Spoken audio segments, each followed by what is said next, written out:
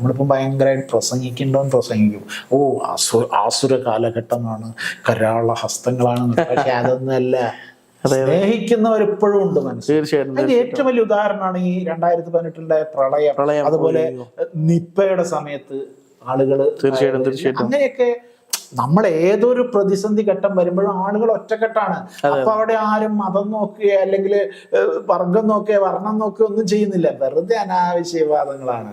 അവിടെയാണ് ഞാൻ പറഞ്ഞത്, ഗാനം പറഞ്ഞ പോലെ, കൂടിയല്ല പിറക്കുന്ന നേരത്തും കൂടിയല്ല മരിക്കുന്ന നേരത്തും മധ്യേ ഇങ്ങനെ കാണുന്ന നേരത്ത് മത്സരിക്കുന്നത് എന്തിനു നാം വൃഥ.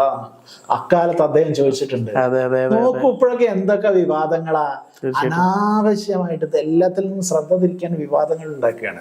ഒരു വിവാദ ഫാക്ടറികൾ തന്നെ വിവാദങ്ങളൊക്കെ. അതെ അതെ. അപ്പൊ ആ ഒരു സമയം ശരിക്കും ഞങ്ങളൊക്കെ പ്രാർത്ഥിച്ച അല്ലെങ്കിൽ ഞങ്ങളൊക്കെ പേടിച്ച ഒരു സമയമൊക്കെ ഒക്കെ മാറി വീണ്ടും സിനിമ. അവിടെയാണ് ഞാൻ സൗഹൃദങ്ങളുടെ വില മനസ്സിലായത്. തീർച്ചയായിട്ടും ആ ഒരു സൗഹൃദങ്ങളാണ് എന്നെ രക്ഷിച്ചത്. തീർച്ചയായിട്ടും എന്റെ സുഹൃത്തുക്കളാണ്, അതേപോലെ തന്നെ എന്റെ ബന്ധുജനം, അതേപോലെ തന്നെ നാട്ടുകാര്, പള്ളി കമ്മിറ്റി, ക്ഷേത്ര കമ്മിറ്റികള്, ഇതൊക്കെ എന്നെ സഹായിച്ച ആളുകളാണ്. അതെ അതെ. അത് ആ കലാകാരനോടുള്ള വല്ലാത്തൊരു കടപ്പാട് എനിക്കുണ്ട്. ഞാൻ പറഞ്ഞു വന്നാൽ ചിലപ്പോ ഇമോഷണൽ ഒക്കെ ആയിരിക്കും. അപ്പം സിനിമയില് നമ്മുടെ സഹപ്രവർത്തകരാണെങ്കിലും അജു വർഗീസ് അല്ലെ, ആ സമയത്തൊക്കെ വളരെ ഫേസ്ബുക്ക് പോസ്റ്റുകളും കാര്യങ്ങളൊക്കെ ആയിട്ട്.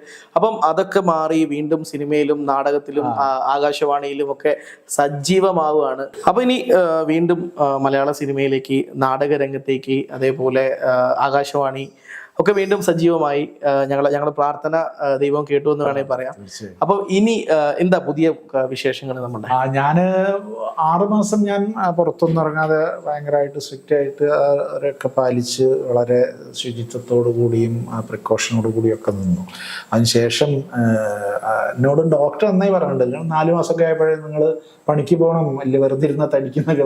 ഞങ്ങൾ ആ ഡോക്ടർ വല്ലാതെ സപ്പോർട്ട് ചെയ്യുന്നു തോന്നുന്നില്ല, ആ ഒരു കെയർ പോണില്ല, അഭിനയിക്കുന്നില്ല. ഞാൻ പറഞ്ഞു, സാറേ ഇതൊന്നും ഉണങ്ങിയിട്ട് പോയാൽ പോരെ എന്ന് ഞാൻ അങ്ങോട്ട് ചോദിച്ചു. ഓക്കെ. അപ്പൊ അങ്ങനെയായാലും ഒരു ഡോക്ടർ എന്നൊക്കെ പറഞ്ഞാൽ എന്തായിരിക്കണം എന്നുള്ളതിന്റെ ഏറ്റവും വലിയ മാതൃകയാണ് എന്നെ സർജറി ചെയ്ത് എന്നെ പരിശോധിച്ച ഡോക്ടർ. പേരൊന്ന് പറയാം. ഡോക്ടർ സുധീന്ദ്രൻ, അമൃത ഹോസ്പിറ്റലിലെ doctor Sudheendran sir, thank you so much. കാരണം ഞങ്ങളുടെ ഈ എന്താ പറയാ വിജയേട്ടനെ വീണ്ടും പൂർവാധികം എല്ലാ ആരോഗ്യത്തോടും കൂടി ഈശ്വരന്റെ ഒരു ഇതുണ്ടെങ്കിലും ആ ഒരു ഡോക്ടറുടെ ഒരു വലിയ സംഭവമാണ്. Thank you so much sir. അപ്പം പുതിയ പ്രൊജക്ട് മറന്നുപോയി. ഞാൻ ഇതിന് ശേഷം എനിക്കൊരു അവസരം തന്നു ജിസ്ജോയുടെ സിനിമയിൽ നായകന്മാരായിട്ട് അഭിനയിക്കുന്നത് ബിജു മേനോനും ആസിഫ് അലിയാണ്. അതിലൊരു കുഴപ്പമില്ലാത്തൊരു 4 സീനുള്ള ഒരു വേഷം തന്നു. ഒരു ലോഡ്ജ് മുതലാളി ഭാസ്കരൻ എന്ന് പറഞ്ഞൊരു ക്യാരക്ടർ. 2 ഡേ ആൻഡ് നൈറ്റ് സീനുകളാണ്. അപ്പൊ അത് ഞാൻ പോയി. അപ്പോഴും ഞാനത് ഒന്ന് ഉഷാറായി എന്ന് പറഞ്ഞാൽ നമ്മൾ വെറുതെ ഇരുന്ന് ഒരു ഐഡിയലായി പോകുന്നുള്ളതിന്റെ ഒരു കാരണം ഗതികേട് കൊണ്ട് പുറത്തിറങ്ങാനും പറ്റൂല. പക്ഷെ പുറത്തിറങ്ങി കഴിഞ്ഞപ്പോൾ കിട്ടിയൊരു വല്ലാത്തൊരു എനർജി. അതെ അതെ. എന്നാൽ നമുക്കിപ്പം കലാകാരന്മാർക്ക് പറയുമ്പോൾ ആ ഒരു സെറ്റും അല്ലെ, അവിടുത്തെ കൂട്ടായ്മയും അവിടുത്തെ ആ ഒരു ഭക്ഷണവും കാര്യങ്ങളൊക്കെ വരുമ്പോഴേ അതിന്റെ മാത്രമല്ല ആളുകളോട് എനിക്കൊരു ഭയങ്കരമായിട്ടുള്ള ഒരു സംഭവം ഉണ്ടായിരുന്നു. ഞാൻ ജീവിച്ച് കാണിച്ചു കൊടുക്കാന്നല്ല, ഞാൻ തിരിച്ചു വന്നു എന്ന് ആളുകളെ ബോധ്യപ്പെടുത്തുക എന്നുള്ളത് എൻ്റെ ഒരു വലിയൊരു കാര്യം. തീർച്ചയായും. കാരണം പല ആരൊക്കെയോ വിചാരിച്ചിട്ടുണ്ട്, ഈശ്വര ഈ ചങ്ങായി ചോദിച്ചിട്ടുണ്ട്. പക്ഷെ അതല്ല, ഞാൻ തിരിച്ചു വന്നു, പൂർവാധികം ശക്തിയോടുകൂടി ഞാൻ തിരിച്ചു വന്നു എന്നുള്ളത് കാണിച്ചു കൊടുക്കേണ്ടത് എൻ്റെ ഒരു ആവശ്യമാണ്. അതെ, ആവശ്യം മാത്രമല്ല എൻ്റെ ഉപജീവനത്തിന്റെ പ്രശ്നം കൂടിയാണ്. കാരണം ഞാൻ ജീവനോടുണ്ട്, വന്നിട്ടുണ്ട്, ഇനി നിങ്ങൾക്ക് സിനിമയ്ക്ക് വിളിക്കാം എന്നുകൂടിയാണ് ഞാൻ അവിടെ കൊടുത്ത സന്ദേശം. അല്ലാതെ നമ്മള് എന്താ ഒരുപാട് ആളുകൾ എന്നെ സഹായിച്ചു. ഈ ശസ്ത്രക്രിയൊക്കെ ഇനി മുന്നോട്ടുള്ള തീർച്ചയായിട്ടും. അങ്ങനെയാണ് ആകാശവാണിയിൽ ഒരു നാടകം അഭിനയിച്ചു.